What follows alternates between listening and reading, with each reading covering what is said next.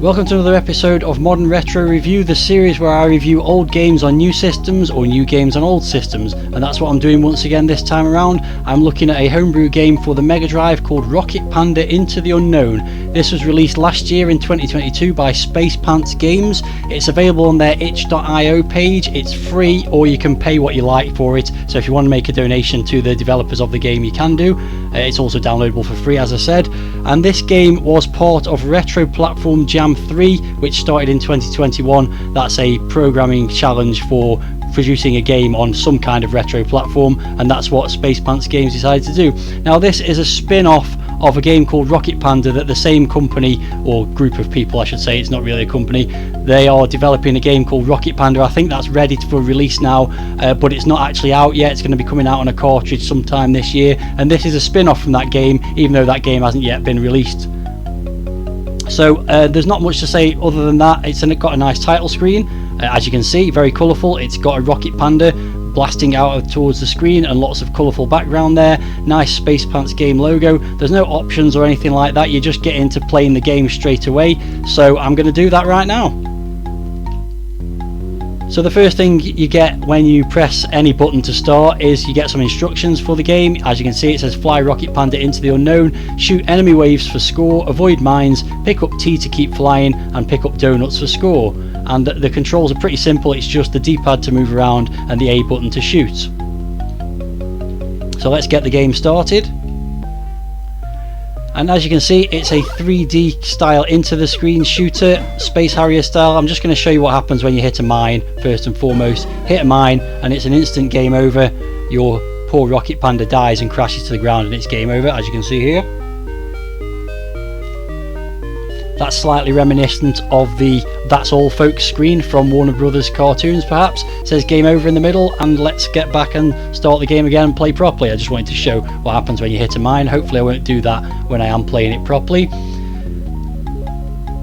So let's get started again, and yeah, the idea is you pick up the T for energy. Your T is energy, and when you run out of T, it's also game over. You only get one life, as you've seen. And basically, if you shoot any wave of enemies that come towards the screen, then you get 100 points added to your score. So it's not a particularly high scoring game. Oh, I shot the T that time, that was bad of me. So yeah, the enemies fly towards you. They don't shoot at you, so they're not particularly dangerous. You just need to shoot an entire wave of enemies, and then you get the points added to your score. Avoid the mines, shoot the enemies, that's pretty much it. It's quite smoothly scrolling, if you can call it scrolling into the screen. These backgrounds are called voxels. I didn't know what they were. They are the 3D versions of pixels. I found that out from looking on Wikipedia. So yeah, it's got voxel landscapes, and it's got their normal sort of 2D sprites for the characters moving around the screen and also the enemies and stuff like that. So yeah, it's got that Space Harrier style of you blasting towards the screen, shooting at enemies coming towards you, and all you've got to do really is keep stocked up on T and shoot as many baddies as you can. Eventually you'll reach the end of the stage, and you get a stage then where you've just got to avoid the mines and also pick up the T when it comes towards you. So this is more of just a sort of dodging the objects kind of level. And then you get a stage after that where you've got to collect donuts for extra points. You don't get to collect many of them because of how quickly they fly towards you, but you also, again, keep stocked up on T, and that's the end of the first level. I'm entering a new zone, and when you do that, basically the landscapes change and it just repeats itself. So it's a pretty simple game. It wasn't developed as a sort of commercial release. Obviously it's free to download unless you want to make a donation to the developers of the game, so it's not meant to be anything particularly spectacular, but it does show, I think, some interesting programming techniques. Certainly given the game development kits that people use for these Mega Drive games, to do a 3D style game into the screen shooter is quite a brave thing to do, I think, quite ambitious. So oh dear, and that's game over because I've run out of T. That didn't go particularly well.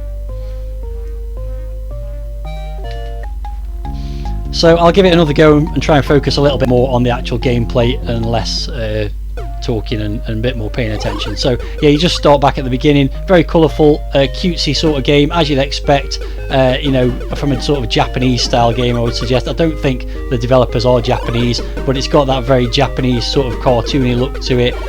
Lots of colour, lots of interesting quirkiness, like collecting tea for energy, and all the enemies are biscuits and things like that, I think, as well.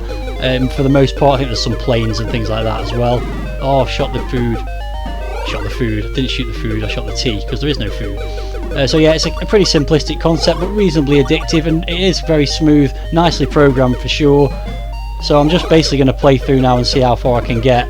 The landscapes do change after each sort of cycle of the 3 different phases of each level, so might see a few more in the way of landscapes. The key thing is basically just to keep picking up the tea and then shoot the enemies whenever you get the chance, but the main thing is to keep stocked up on tea and avoid the mines so that you can last as long as you can.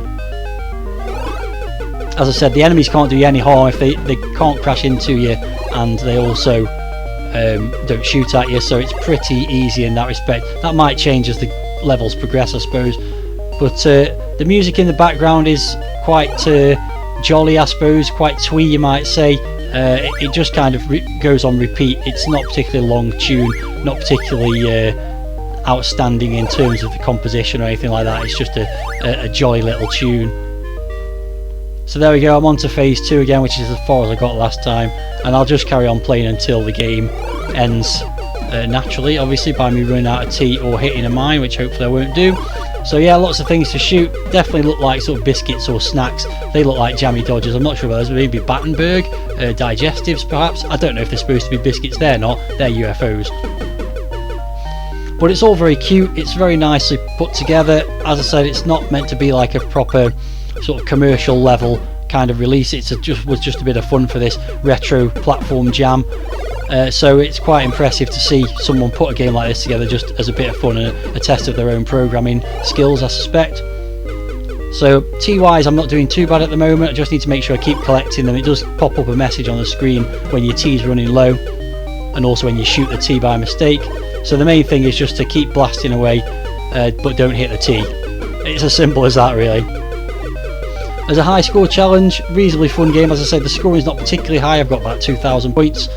So we've got the stage with the mines again now, so I've just got to avoid them. To be honest, the mines are pretty easy to avoid as long as you pay attention.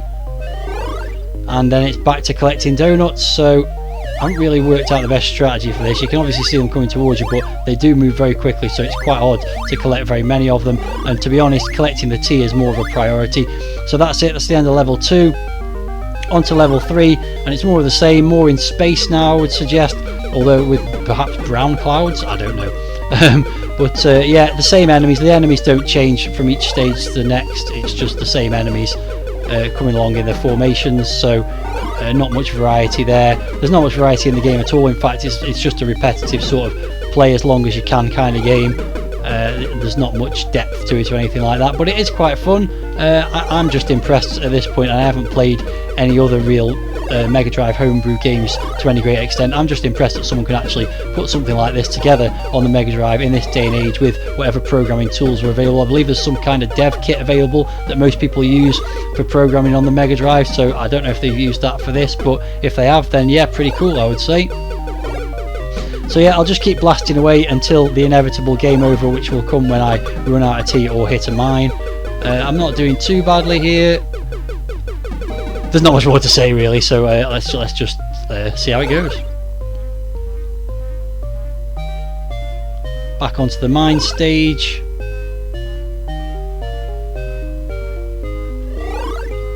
Some pretty nice sound effects as well, sort of the sort of things you'd expect. It's just, oh, where have I gone? Oh, there I am. The sort of thing you'd expect, like blasting noises and little noises when you collect stuff as well. Starting to run a bit lower on the tea now. I've got only 30 tea left. I don't know what unit of measurement the tea's done in. Obviously it tops it up a little bit, maybe by 5 I think each time you pick another one up. Let's check that out. Yeah, maybe by 10 actually. So yeah, on it goes with another voxel landscape, which again looks quite nice. The into the screen style is done well. I think I've said all this already, so I'm just gonna carry on until it's game. Oh, I've shot the tea and I've hit a mine and that's game over. Well, that's fair enough because I can't really think of much else to say anyway. So that's it for this one. Very short review of a pretty simplistic game, but certainly quite impressive from a technical perspective. It's jolly, it's colourful, you get to shoot biscuits and collect tea and avoid mines in a nice 3D landscape. So that's all for this one. If you enjoyed the video, then let me know in the comments. Let me know your thoughts about a Mega Drive homebrew game made in 2022, and check out the other games from SpacePantsGames. They've done a number of other homebrew games that are available for download from their itch.io site, and also they've got that game Rocket Panda coming up in the near future as well. So that's all for this one. Thanks very much for watching, and I'll see you next time.